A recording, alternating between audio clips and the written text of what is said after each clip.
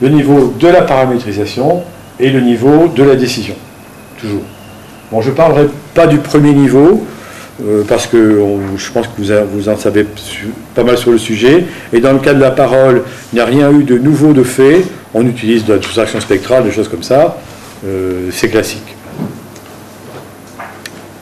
Le filtrage de Kalman, des choses de ce type, j'en dirai pas plus. Bon, là ça passe en anglais, je ne sais pas pourquoi. Mais en termes de paramétrisation, qu'est-ce que l'on a fait? Quelles sont les méthodes qui ont été utilisées? J'ai essayé de les rassembler. C'est soit des méthodes... ce sont des méthodes qui, d'une façon ou d'une autre, s'inspirent de la psychoacoustique ou de la perception auditive, de façon générale. Les méthodes de modèle d'oreille, Diamo, les méthodes de masquage. Hein, les problèmes de masquage sont très importants dans le cas de la parole, hein, c'est connu. Les paramètres dynamiques, bon, Foury y avait pensé il y a 20 ans, hein, les deltas, et puis les analyses dont je vous ai parlé. Et puis enfin, les problèmes de normalisation. Dans le cas de MFCC, les notions de normalisation, de channel normalization, sont vraiment indispensables. Sinon, les MFCC ne marchent pas bien dans le cas de bruit. Je ne reviens pas là-dessus, vous verrez les choses si nécessaire. Et enfin, on a vu dans l'aspect pré-traitement, paramétrisation ou décision. Alors, au niveau décisionnel, les méthodes qui ont été développées sont des méthodes d'adaptation des modèles. Hein. On a des modèles probabilistes, et la raison pour laquelle ça ne marche pas, c'est que les probabilités ont été apprises dans des conditions différentes d'utilisation. Comment faire ça? Comment pouvoir faire les choses sans avoir à refaire un apprentissage complet dans des conditions de bruit qu'on éventuellement ne connaît pas, hein, qu'on découvre à tout instant, ben c'est d'adapter ces modèles.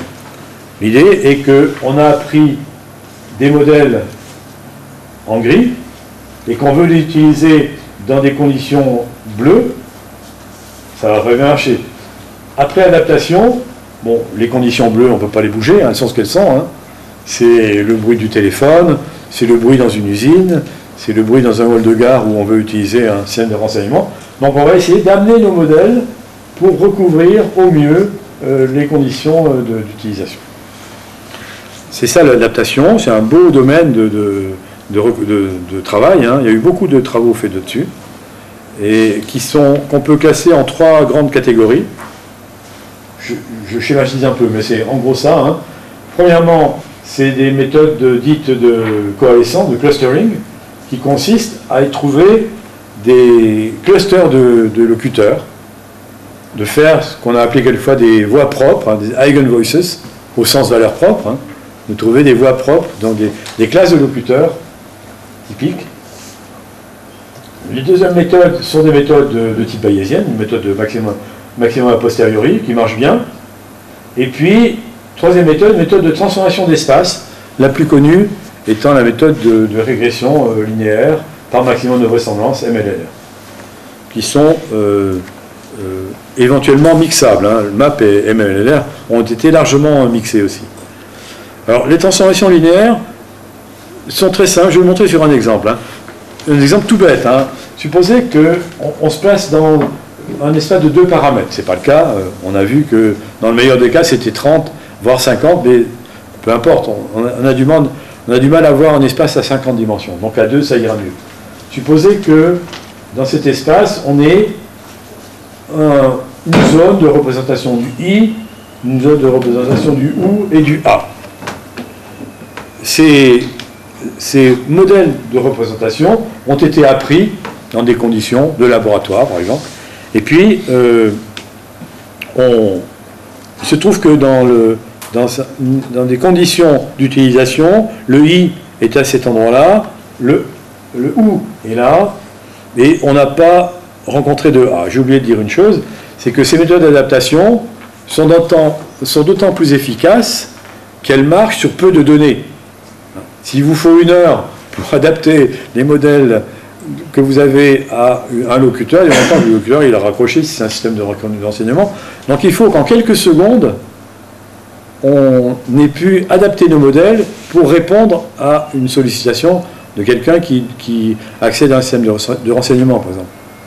Et c'est amusant parce que le halo que l'on prononce en français ou planto en italien sert en partie à ça. Bon, ça sert à dire qu'on est au bout du fil, mais ça sert aussi à la personne qui vous écoute de dire tiens, ce gars-là, il est avec halo, on sait si on a affaire à un francophone de naissance ou pas. Ça suffit, hein.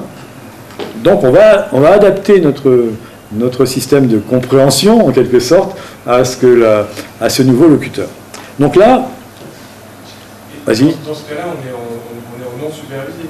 Oui. C'est-à-dire que le I vert et le U vert, on ne sait pas si c'est un I, on ne sait pas si c'est un U. Si, on le sait. On le sait pour une raison ou une autre, soit parce que la personne... Là, ce dont tu parles, c'est encore autre chose, hein. Là, je parle de superviser, c'est-à-dire que soit parce que la personne a dit un mot clé, ou je ne sais pas, en tout cas, on a repéré de façon sûre, même si on ne lui a pas dit de présenter quelque chose, on peut repérer de façon sûre, si une voyage, je ne sais pas si vous avez vu tout à l'heure, FOHR, le O, on le repérait de façon sûre. Il y avait que, c'était le seul modèle de Markov qui avait une probabilité assez importante. Donc là, on a repéré de façon sûre un I et un OU, on n'a pas repéré de A. Peut-être que si on attendait un peu plus, on le repérait, on n'a pas repéré. Que va faire le MLLR? Eh bien, on va, à partir des distorsions entre le I et le OU, on va calculer une distorsion moyenne qui va nous permettre de trouver des nouveaux représentants. Comme on n'a pas représentant du A, on va simplement utiliser la même régression pour calculer le nouveau A. Ça, c'est un peu brutal, mais bon, c'est mieux que rien, disons. Vous voyez, voilà le principe du MLLR. Alors, beaucoup de variantes, hein, on peut l'améliorer, on peut le mixer avec les méthodes bayésiennes telles que MAP, et ça, ce sont les méthodes un exemple là, ce sont les méthodes d'adaptation, qui marchent bien, qui sont beaucoup utilisées dans le domaine de la reconnaissance de centres de renseignement en particulier, où là, on a des conditions de téléphone qui peuvent beaucoup varier d'un système à l'autre. Dans le cas de la transcription de médias, c'est un peu moins vrai, mais je ne saurais pas dire si ces méthodes sont vraiment utilisées dans les systèmes actuels. Je ne crois pas, je ne pense pas. Tu sais, toi, Joseph, non? Je ne pense pas. Bon, combinaison de médias, on n'en parlera pas. Bon, je crois que là, on pourrait déjà en rester là pour aujourd'hui, si tu veux, pour ne pas prendre trop de temps quand même. Parce qu'après, tu as plus de... Oui, après, c'est plus de l'aspect compréhension ou application. C'est moins intéressant pour nos journées. Hein. Je pense que je préfère, je crois que je préfère vraiment laisser la parole à les gens intéressants qu'on a à écouter. Je crois que vous m'avez assez entendu. Oui, qu'est-ce qu'il y avait la main premier? Le premier. Vas-y, vas-y. Le micro. Tu prends le micro? Donc je ne viens pas de la parole, je ne viens pas de l'image. Non, bien sûr, mais c'est ça qui est intéressant. Sur l'adaptation. Finalement, ce qui a été présenté avant, c'est une super machine qui permet d'apprendre des modèles de reconnaissance de parole. Et finalement, en pratique, il s'avère qu'à cause des conditions... il s'avère que les performances se dégradent et donc il faut adapter les modèles. Et la question que je pose, mais c'est pas toujours vrai. Hein. Par exemple, si on met au point un système de transcription de radio, de télévision, les modèles n'ont pas énormément à être adaptés. Ils ont été appris sur de la radio ou de la télévision et on les utilise ensuite pour la radio ou la télévision. Mais l'exemple plus typique, c'est un système de renseignement dans un lieu public ou par le téléphone, où là, effectivement, il y a de grosses variations possibles des conditions de bruit et des conditions d'extérieur, disons. Et donc ma question, est-ce que finalement on n'a pas fait un système surreprésentatif qui a surappris initialement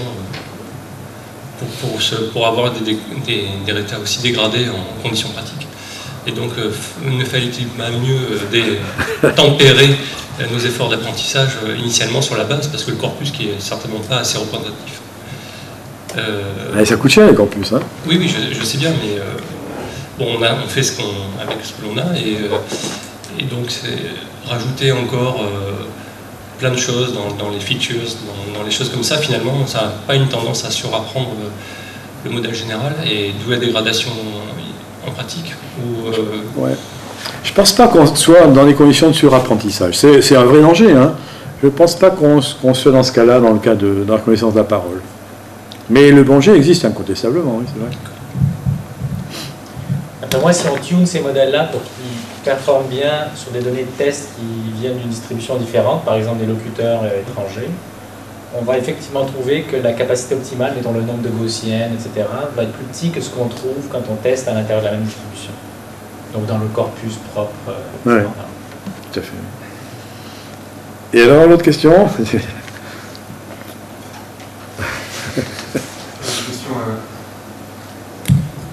Beaucoup plus bas niveau. Je ne suis pas non plus un spécialiste de l'ASR, mais j'ai eu l'occasion de travailler avec... donc c'était pas Hervé Bollard, mais c'était des personnes de l'IDIAP. Un homme NGO, non? John Dines, exactement. Et donc c'était pour faire un device de prise de commande vocale. Donc moi je m'occupais de la partie réception du son, avec une antenne de microphone et tout le système de débruitage. Et malheureusement, je n'ai jamais réussi à savoir ce que les personnes de l'ASR attendaient pour que leur performance... Donc, on débruite, on entend à l'oreille, on se dit à l'oreille, bah, c'est bien débruité, donc nous on a nos paramètres, un CNR gagné. Mais selon vous, est-ce qu'il y a des paramètres vraiment... alors depuis, j'ai entendu parler de l'index d'audibilité, du premier vecteur du MFCC. C'est toi qui as fait la remarque tout à l'heure. Effectivement, les tests d'intelligibilité par des êtres humains sont très dangereux, parce que c'est pas vraiment la bonne façon de... C'est pas forcément la bonne façon d'améliorer le taux de reconnaissance. On entendait des distorsions énormes, alors que l'ASR, pour lui, ça marchait quand même. Et puis inversement, quand on avait l'impression que c'était bien débruité de manière assez propre, ça marchait plus. Donc, ça veut dire simplement que les MFCC ne sont pas du tout le type de paramètre que l'être humain reçoit dans la tête à la sortie de l'oreille interne. Mais c'est pas étonnant que les gens n'aient pas pu dire ce qu'ils voulaient, parce qu'ils ne savent pas exactement eux-mêmes. Moi j'ai une question, qu'est-ce qui vous empêchait de le faire de manière empirique, c'est-à-dire optimiser... c'est ce qu'on a dû faire en fait. Après ça devient un travail de reverse engineering. Non, on lance 50 jobs avec différents paramètres. Et puis on regarde celui qui vous donne le meilleur taux de reconnaissance. On finit par faire ça, mais c'est quand même plus simple si on nous donne les paramètres directement. Moi je crois que c'est plus simple de lancer 50 jobs que de passer 6 mois à essayer de comprendre c'est quoi le bon truc. Mais en pratique, il n'y a pas de paramètres auxquels vous vous attendez, où vous sauriez dire si tu as telle distorsion, c'est même pas la peine d'essayer. Alors ça c'est très difficile, ce que vous proposez là, c'est très très compliqué. Non, à ma connaissance, non. C'est normal. Alors c'est encore une fois décevant, c'est pour l'ensemble du domaine. Hein. On se dit que, comme dit Yoshia, en plus, plus la loi de Moore s'applique, plus c'est vrai. Lancer 50 jours en parallèle ou 100, c'est pas un problème. Comprendre ce qu'est la perception auditive, ce qui est décevant, c'est qu'on ne sait pas bien exploiter ce que nous disent les spécialistes de perception auditive. Et quand on le fait, là, ça n'améliore pas vraiment les performances. Hein. Le système multibande, quand on a commencé ça, moi j'étais persuadé que ça allait marcher, puisque c'est typiquement, c'est une grande découverte de la perception auditive. C'était sur demande. Ça marche pas mieux. Et je peux en dire, on peut donner 10 exemples comme ça, hein, c'est pas le seul. Alors quelquefois, j'avais fait un petit travail à la fin. Oui, pardon, excusez-moi. Vas-y. Pour justement tout ce qui était adaptation de l'entraînement lorsque ça ne marche pas sur le terrain, on va dire, vous n'avez pas du tout parlé de l'entraînement en ligne. C'est normal, c'est volontaire, ou c'est que ça ne s'utilise pas trop pour la parole? En termes d'apprentissage non supervisé, c'est-à-dire à l'insu du locuteur ou avec la coopération du locuteur? Peu importe en fait, on part sur une base qui a reçu un apprentissage en laboratoire par exemple, puis ensuite on fait de la reconnaissance avec de temps en temps des inputs d'étiquettes, de temps en temps pas, et puis on fait un mélange entre du supervisé et du non supervisé, mais au fur et à mesure que l'outil est en ligne en fait et fonctionne. Oui. Bon, on adapte les modèles au fur et à mesure. Bon. Si vous utilisez une machine à dicter, c'est vraiment ce qu'on parle. Hein, pour optimiser une machine à dicter, on va utiliser on va adapter par les méthodes que j'ai indiquées là les modèles. Mais si on utilise, je vois pas bien, non, dans une vraie utilisation, mettons la SNCF qui a un système de renseignement, comment faire cela? Il faudrait on est typiquement dans une méthode non supervisée. L'apprentissage va se faire, on va essayer d'améliorer les modèles de façon non supervisée au fur et à mesure qu'une personne parle. On a essayé ça, c'est des choses qui ont été faites, effectivement. C'est un petit peu abandonné actuellement, il n'y a pas grand monde qui travaille sur le sujet. Il y a eu beaucoup plus de travaux il y a quelques temps que maintenant, là-dessus. Ça reviendra certainement, parce que c'est quelque chose, si tant est, encore une fois, qu'on peut se référer à l'audition humaine, c'est quelque chose qu'on sait très bien faire, nous. Hein. Si vous parlez avec quelqu'un, par exemple, qui a des difficultés de langage, ou quelqu'un qui a un fort accent étranger, si vous parlez avec lui suffisamment longtemps, vous allez beaucoup améliorer vos performances. Vous allez mieux le comprendre. Vous allez vraiment faire de l'adaptation de modèle de façon... incrémentale.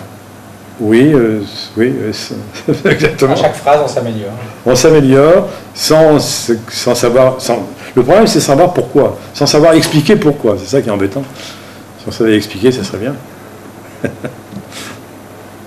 Alors, je voulais juste montrer, c'est transparent, je m'étais amusé à faire ça. Bon, d'une part, les taux d'erreur restent importants, hein, je peux montrer les deux, finalement, pendant qu'on y est. Les taux d'erreur restent très importants. Là, je ne sais plus à qui j'ai pris ça, mais c'est pas moi qui l'ai fait. Mais vous voyez que vous avez le taux d'erreur